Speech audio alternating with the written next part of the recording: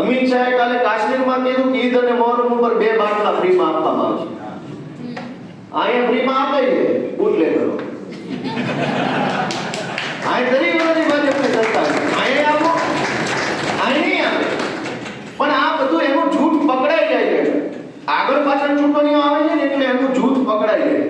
2 રાજ્યવાળા આમને સામને સરખામણી કરે છે કે તમારે કાશ્મીરની અંદર બાટલો ફ્રી આપવો છે, ગુજરાતમાં કેમ નથી આપતા?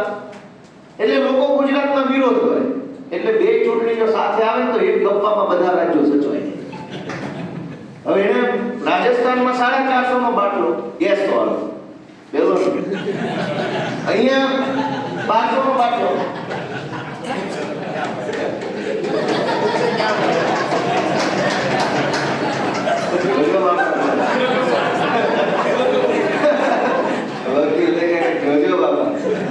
પણ આ હુકમ આવું લાવવામાં કે આખા દેશને મૂળ મુદ્દાથી દૂર લઈ જઈ ખોટા મુદ્દા ઉપર ચર્ચા કરવા માટે આવા મુદ્દા લાવવામાં. મૂળ મુદ્દો શું છે કે લોકો મોંઘવારીથી મરી રહ્યા છે. આત્મહત્યા તો આપણે સાંભળેલી જ છે. જે માણસની સમજવાની ઉંમર છે એને બધાએ સાંભળ્યું છે કે આત્મહત્યાઓ થાય છે. માણસ આઘાતમાં આવી જાય, દુઃખમાં આવે તો આત્મહત્યા કરે છે. આ ભાજપના રાજમાં આત્મહત્યાઓ જૂની થઈ ગઈ. સામૂહિક આત્મહત્યાઓના કિસ્સાઓ તમે રોજ છાપું ખોલો, આખું ઘર દવા પી ગયું, આખું ઘર ટ્રેન નીચે કપાઈ ગયું, આખું ઘર પંખે લટકી ગયું. થાય છે કે નથી થતું? મૂળ મુદ્દો આ બેંકની લોનો, વ્યાજ માફિયાઓ, ગુંડાઓ, બુટલેગરોના ત્રાસ, આખું ઘર મરી જાય છે. એક માણસ નહીં, આખું ઘર. એ મૂળ મુદ્દાથી ડાયવર્ટ કરવા માટે વન નેશન, મૂળ મુદ્દાથી ડાયવર્ટ કરવા માટે વકફનો ઈમેલ નાખો. ભાજપના ગુંડાઓ હેરાન કરતા હોય એનો ઈમેલ નાખવાની કોઈ વ્યવસ્થા નથી. વિશ્વામિત્રી નદી ઉપર ભાજપના લુખાઓએ ગેરકાયદેસર બાંધકામ કર્યું અને આખું વડોદરા પૂરમાં ડૂબાઈ ગયું. એ લુખાઓને જેલમાં પૂરવાનો કોઈ ઈમેલ નાખવાની વ્યવસ્થા નથી. પણ પબ્લિક ભાજપના લુખા તત્વોને ઓળખી ગઈ છે એટલે મારે નહીં, એટલે ડાયવર્ટ કરવા માટે વન નેશન વન ઇલેક્શન આવી કે ભાઈ એ બધી ચર્ચા છોડો, આ જુઓ દેશને ખર્ચો થાય છે. દોસ્તો, આવા અનેક મુદ્દાઓ આવે છે જે આપણા મગજને ડાયવર્ટ કરવા માટે આવે છે. મૂળ મુદ્દો શું છે? મોંઘવારી. આજના છાપામાં જે કોથમરી જે મફત આવતી કે ભાઈ તમે શાકભાજી લો 2 કિલો 5 કિલો બટાકા રીંગણા, એટલે કોથમરી એડિશનલી ફ્રીમાં આવે. આ 150 રૂપિયાની કિલો કોથમરી આજના છાપામાં. અને એ 150 રૂપિયા જો કોઈ ખેડૂતને મળતા હોય તો ગોપાલભાઈ ખુશ છે. એ તો 150 રૂપિયા વચ્ચેના એજન્ટોને દલાલોને મળતા છે. ખેડૂતને તો એ 5 રૂપિયામાં જતી હશે. જે કોથમરી માર્કેટમાં 150 માં વેચાય છે કે 150 માંથી 100 રૂપિયા ખેડૂત જેને પકવી છે એને નહીં મળતા હોય. વચ્ચે ભાજપના દલાલો જે એપીએમસી માર્કેટોમાં બેસી ગયા છે એ બધાના ખિસ્સા ભરાય છે. ખેડૂત દુખી છે. આપણને મોંઘવારી, મોંઘી કોથમરી, મોંઘો માલ મળે છે. દોસ્તો, આ વિચારવાનું કે આ જે બધી ઘટના આપણી આસપાસ બની રહી છે. આવો બીજાભાઈ, આવો બનાસકાંઠાની ટીમ આવી, આવો વેલકમ. આવો. આ જે મૂળ મુદ્દાઓ છે એનાથી આપણું ધ્યાન ભટકાવવા માટેની યોજનાઓ ભાજપ બનાવે છે. ગુજરાતના યુવાનો આજ ગુજરાતમાં સીસી અને સીબીઆરટી પરીક્ષા પદ્ધતિ નાખી, ઓછા માર્ક વાળાને વધી જાય, વધારે વાળાને ઘટી જાય. જાદુ યોજના ખ્યાલ છે ને હમણાં ચર્ચામાં.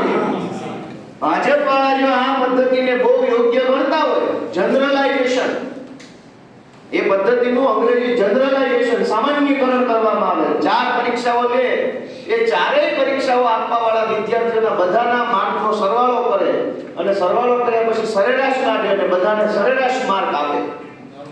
નોર્મલાઇઝેશન. વિધાનસભાની ચૂંટણીમાં કરો નોર્મલાઇઝેશન તો આમ આદમી પાર્ટીના 20 ધારાસભ્ય જીતે છે. હાલે હું નીકળ્યા કરો નોર્મલાઇઝેશન. વિધાનસભા ચૂંટણીમાં અમારા રાજુભાઈ કરપડા જીતે, બિપિનભાઈ ગામેતી જીતે, અમારા કેટલાય ઉમેદવારો જીતે એમ છે. ધારીમાં કચરા જીતા એમ છે, રૂપસિંહ ભગોરા જીતે એમ છે, નરેશભાઈ બારિયા જીતે એમ છે. કરો નોર્મલાઇઝેશન. ગુજરાતના વિદ્યાર્થીઓને અન્યાય કરવામાં નોર્મલાઇઝેશન. અને ભાજપની સરકાર બનાવી હોય તો પાછળ ભારત માતા કી જય. દોસ્તો, આ અન્યાયની સામે લડવાની આપણી જવાબદારી છે. પદ ન હોય તોય જવાબદારી છે. જરૂરી નથી કે પાર્ટીના કાગળ ઉપર હોદ્દો લખાઈને આવે તો જ કામ કરવું. ગુજરાત આપણું છે, આ સમાજ આપણો છે, આ રાજ્યના તમામ કુદરતી સંપત્તિના માલિક આપણે છે, રખેવાળા આપણે છે. માટે આપણી જવાબદારી છે હોદ્દો હોય કે ન હોય પાર્ટીનું કામ કરવું અને પાર્ટીને જીતાડવાની મહેનત કરવી. આ ડુંગરાઓ ખોદી નાખ્યા ભાજપના માણસોએ, નદીઓને તો ખોદરી નાખી, જમીનો ખાઈ ગયા, તમામ સંપત્તિને ખાઈ ગયા, નુકસાન કરી અને પછી આપણને દેશપ્રેમ શીખવાડે. આપણી જવાબદારી છે કે આમ આદમી પાર્ટીને ગુજરાતમાં આગળ ને આગળ વધારે. વાત વિવાદ કરવા માટેનો મુદ્દો ક્યાંય ગોતવા જવાની જરૂર નથી. વાત વિવાદ કરવાના તો 100 મુદ્દા મળી રહેશે, પણ કામ કરવા માટેનો જો એક મુદ્દો મળે તો 100 મુદ્દા છોડી અને એક મુદ્દા પર કામ કરે ને એનું નામ નેતા, એનું નામ લીડર કહેવાય. અને લીડર બનવાનું, વાત વિવાદ નથી કરવાનો. ગાંધીનગરની ચૂંટણીમાં આપણે આખા ગુજરાતના કાર્યકર્તાઓ એક ટીમ બનીને લાગ્યા, ટીમ લાવી દીધા, ભલે જે પણ આવી ગયા હતા. અમિત શાહ, સી.આર. પાટીલ એ વખતના ભાઈ મુખ્યમંત્રી હતા રૂપાણી, એ બધા રોડ શો ગાંધીનગરમાં રોડ શો ચાલુ. મહાનગરપાલિકા ચૂંટણી રોડ શો મુખ્યમંત્રીના ચાલુ કરી દીધા. ગામ ભાઈ દોસ્તો, જો આપણે બધા એક થઈ જઈએ ને તો આપણી શું તાકાત છે ને ગાંધીનગર મહાનગરપાલિકાની ચૂંટણીમાં આપણે બતાવી દીધું છે. તુષારભાઈ જીત્યા, બાકી કેટલી સીટો ઉપર માંડ જીત્યા બોલ્યા. અને હજુ કઈ ગુજરાતની જનતા કઈ ભાજપ સાથે જોડાઈ ગઈ છે એવું નથી, પણ જે દિવસે ગુજરાતની જનતાને આપણે બધા ભેગા મળીને એવો અહેસાસ કરાવશું કે અમે જીતી શકીએ એમ છીએ, અમે ભાજપને ભગાડી શકીએ એમ છીએ, તેથી ઉલ્લીને લોકોના મત આપણા ખાતા મળવાના. દોસ્તો, આપણે વિશ્વાસ અપાવવો પડશે અને વિશ્વાસ આપવા માટે આપણે બધાએ ખૂબ મહેનત કરવાની છે, ખૂબ દોડવાનું છે. દોસ્તો, કે દિલ્હીમાં જે ઘટનાક્રમ બન્યો, અરવિંદ કેજરીવાલ જે રાજીનામું આપ્યું, એ પછી ભાજપ વાળાએ 2-3 વસ્તુ ટીવીમાં આપી કે ભાઈ એ તો એના ઉપર ભ્રષ્ટાચારનો આરોપ લાગ્યો છે એટલે રાજીનામું આવ્યું. આરોપ તો વડોદરાના કોર્પોરેટર ઉપર લાગ્યો છે, બહુ ઈમાનદાર હોય તો આપી દે એ રાજીનામું. તમારી પાર્ટીને પટાવાળા રાજીનામું આપવાની હિંમત ધરાવતો નથી તો મુખ્યમંત્રીને કે ભ્રષ્ટાચાર કર્યો રાજીનામું આપ્યું. રાજકોટ કોર્પોરેશનમાં અગ્નિકાંડ કે બધા ભાજપવાળા પર આરોપ લાગ્યો છે. અને ગામ આરોપ લગાવે, આમ આદમી પાર્ટી આરોપ લગાવે, એ તો હવે રાજકારણ છે એટલે કોઈ કેમ કે ખામમાં બધા આરોપ લગાવતા છે. હવે તો અંદર આરોપ ચાલુ થયા છે. જવાહર ચાવડાએ કીધું ભાજપનું કાર્યાલય કિરીટ પટેલે બનાવ્યું, એમાં કૌભાંડ કર્યું. આપી દો બે ખામમાં રાજીનામું. અમે તો નથી લગાવ્યો યાર, આમ આદમી પાર્ટી નથી લગાવ્યો, ભાજપમાં તે ભ્રષ્ટાચાર કર્યો. જો ભ્રષ્ટાચારના કારણે અરવિંદ કેજરીવાલે રાજીનામું આપ્યું હોય તો આરોપ તો તમારા ઉપર લાગ્યો છે. એટલે એમ કહેવાનું છે કે એનામાં હિંમત છે, ઈમાનદાર છે ને એટલે રાજીનામું આપ્યું છે. પરીક્ષા આપી, અગ્નિ પરીક્ષા. ભાજપ વાળાની એ વકાત નથી કે અગ્નિ પરીક્ષા આપવાની વાત કરે. બોલે કોઈ માનવલાલ ગુજરાતમાંથી કોઈ અગ્નિ પરીક્ષા આપી, ગામ હળગાઈ દે પરીક્ષા હળગાઈ દે, પરીક્ષા લેવાની જ નથી. અગ્નિ પરીક્ષા બોલાય નહીં, એનાથી શબ્દ નો બોલાય. અગ્નિ એટલું જ કામ છે, ભણતે પાડો. સાચી વાત કે ખોટી વાત?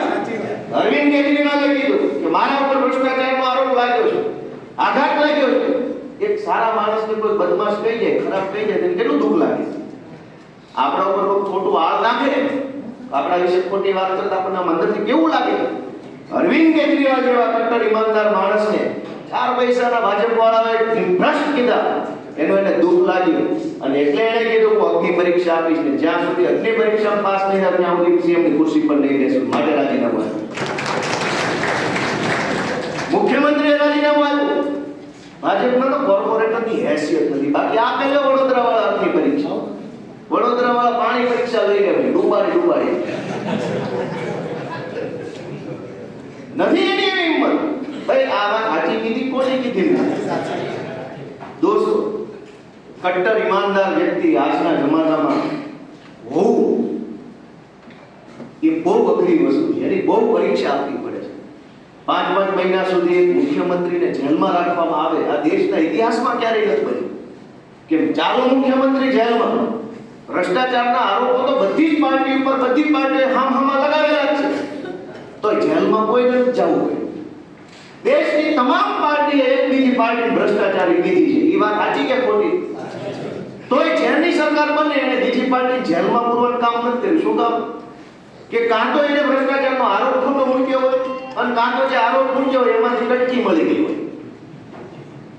તો આ કિસ્સામાં અરવિંદ કેજરીવાલને જેલમાં પૂરવામાં આવ્યા. શું કામ? કે ઈમાનદાર માણસ હતા એટલે એને જેલમાં પૂરવામાં આવ્યા. જો ભ્રષ્ટાચારી હોત તો જેલમાં કોણ જેલમાં છે? કોંગ્રેસે ભાજપ ઉપર ભ્રષ્ટાચારના આરોપ મૂક્યા, ભાજપે કોંગ્રેસ ઉપર મૂક્યા. બે પાસે બહાર છે અને બેયની પાસે રાજ્ય સરકારો છે. અલગ અલગ રાજ્યોમાં ભાજપ, અલગ અલગમાં કોંગ્રેસની. હામહામા કોઈ જેલમાં નથી મોકલતી. પણ અરવિંદ કેજરીવાલને એટલે જેલમાં મોકલ્યા કે એને સારી સ્કૂલ બનાવી, દવાખાના બનાવ્યા, લોકોને એક નવી દિશા આપવાનું કામ કર્યું. રાજનીતિની એક સારી દિશા બતાવી કે ભાઈ સ્કૂલ બનવી જોઈએ, દવાખાના બનવા જોઈએ. અને ભાજપને અરવિંદ કેજરીવાલે જે સ્કૂલની રાજનીતિનો રસ્તો બતાવ્યો ને એનો જવાબ આજે એ નથી મળતો. આનો જવાબ હું આપો? એમ તો ન કહેવાય સ્કૂલ નો બનાવો એમ. કેજરીવાલ આખા દેશમાં જે સ્કૂલનો મુદ્દો ઉઠાવે છે એનો વિરોધ કેવી રીતે કોઈ કરશે? અને સ્કૂલના મુદ્દા ઉપર કેજરીવાલ આગળ વધે છે અને રોકવાના બીજા કોઈ મુદ્દા નથી, એટલે એની ઉપર ભાજપવાળા કીચડ ફેંકે છે કે આ ભ્રષ્ટાચાર કરે છે. 2020માં ઈડીનો પહેલો સીબીઆઈની કેસ થયેલો પહેલી વખત. 2020 થી 2024 4 વર્ષ સુધી ઈડી સીબીઆઈ તપાસ કરે છે. હજુ સુધી પાવલી કોઈ જગ્યાએ ક્યાંય મળી આવી નથી. ભ્રષ્ટાચાર બહુ થયો છે પણ પાવલી કોઈ મળતી નથી. ગયા ક્યાં રૂપિયા? વિચાર કરો, અરવિંદ કેજરીવાલ જે સેમ હાઉસ ખાલી કરે છે, એની પાસે રહેવા દિલ્હીમાં મકાન નથી. ભાજપના 4 પૈસાના પાયદળિયા હોય આ ગાંધીનગરમાં પ્લોટ લઈ લીધા છે. થલતેજમાં, ભોપાલમાં, શીલજમાં, શેલામાં, સેક્ટર 22માં બધા બંગલા બનાવી લીધા ભાજપના પાયદળિયા હોય. અરવિંદ કેજરીવાલ 10 વર્ષથી મુખ્યમંત્રી છે, દિલ્હીમાં રહેવા હાટું સારું મકાન નથી. છે આનો ભ્રષ્ટાચાર ને કેવો ભ્રષ્ટાચાર! માણે આખી દુનિયાભરના પૈસા કમાય છે, ઘર તો લે, ઘરે નહીં લે. કયો છે મને બધા? દુનિયાનો કોઈ પણ માણસ 1 નંબરના રસ્તે કે 2 નંબરના રસ્તે રૂપિયા કમાય પહેલું કામ શું કરે? મકાન જ લે ને. નહીતર મકાન જ ન લેવું તો પૈસા શું કામ લેવા છે? 10 વર્ષથી જે માણસ મુખ્યમંત્રી છે એનો આખા ભારતમાં ક્યાંય ઘરનું સારું ઘર નથી. એની ઉપર ભાજપવાળા કીચડ ફેંક્યો કે ભ્રષ્ટાચાર કર્યો. મંત્રી તંત્રીના ડ્રાઈવરોને એટલે ગાંધીનગરમાં બંગલા બની ગયા છે ભાજપવાળા. 8-5 ને 9-5 મંત્રીની વાહે ફરવા વાળા હતા ને પગલુસણિયા, એ બંગલા વાળા થઈ ગયા.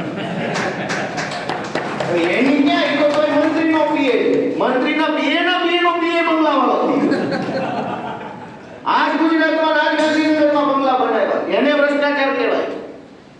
દોસ્તો, આપણા બધાની લડાઈ બહુ લાંબી છે. અને બીજી વસ્તુ કે આપણે એ લડાઈ લડવા માટે સક્ષમ માણસો છે એટલે આપણા ભાગમાં લડાઈ આવી છે. જેવા દેવાને ભગવાન મોટી જવાબદારી સોંપે નહીં. આપણને આપણી મોટી જવાબદારી ઈશ્વરે સોંપી છે. ભગવાને આપણને આ જવાબદારી આપી છે કે ગુજરાતને ભાજપની ગુંડાશાહીમાંથી મુક્ત કરાવો અને આમ આદમીની શાસનની સ્થાપના કરે. જવાબદારી ભગવાને આપણને આપી છે. આપણને ભગવાને કંઈક લાયક સમજ્યા તો આ જવાબદારી આપી છે. બધાથી નથી થતું. બીક લાગે છે પોલીસ. હારા ક્રાંતિ કરવી છે પણ પોલીસ સ્ટેશનથી ફોન આવે કે ઢેકણાભાઈ શું છે, તરત ક્રાંતિ પૂરી. વકીલ ગોતવા માંડો કે ભાજપનો ગમે માણા ગોતો ત્યારે જોડે ઉતારી નક્કી કરો. થાય છે કે નહીં?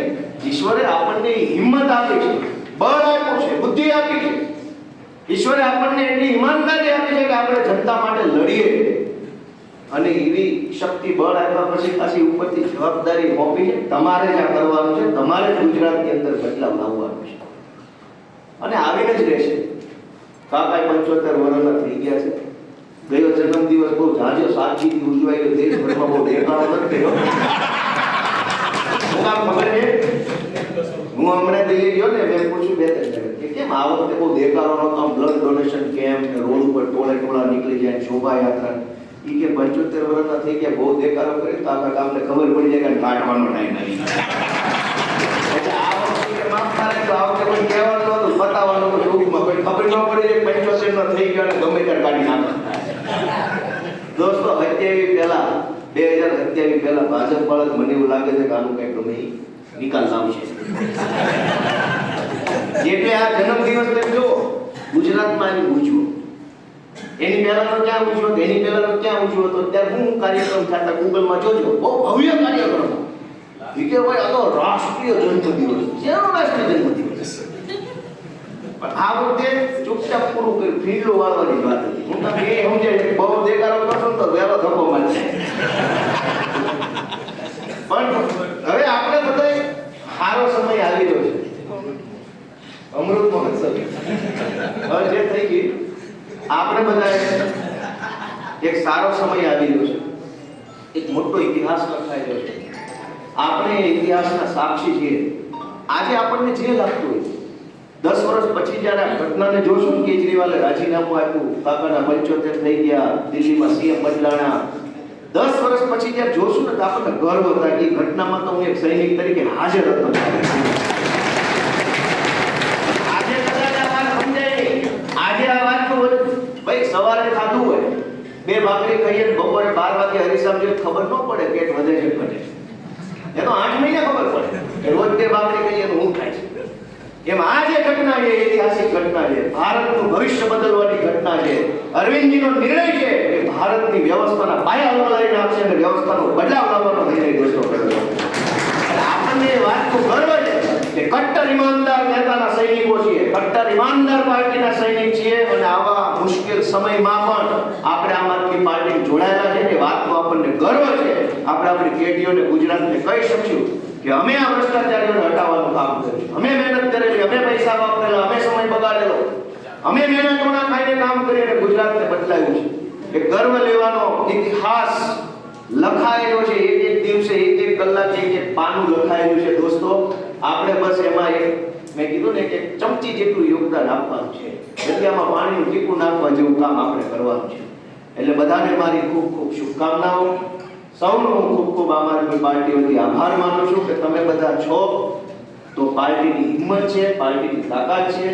એક માણસની ખૂબ મોટી કિંમત છે, એક માણસની ખૂબ મોટી ક્ષમતાઓ છે, અને દરેક ભેગા મળે કીડીઓ ભેગી થાય તો પથ્થરો ઉપાડી દઈ જાય. ખબર છે? કીડી પોતાના વજન કરતા વધુ ડબલ તાકાતવાળી વસ્તુ ઉઠાઈને વહી જાય. ખ્યાલ છે ને આપણને? એ એટલા માટે બધા ભેગા હાલે છે. બસ આપણે ભાજપ વાળા આપણને ભલે કીડી માનતા હોય પણ તાણી જવાના છે. વિશ્વામિત્રી નાખ્યા બરાબર, એ માનતા. બરાબર, સૌનો ખૂબ ખૂબ આભાર. Thank you.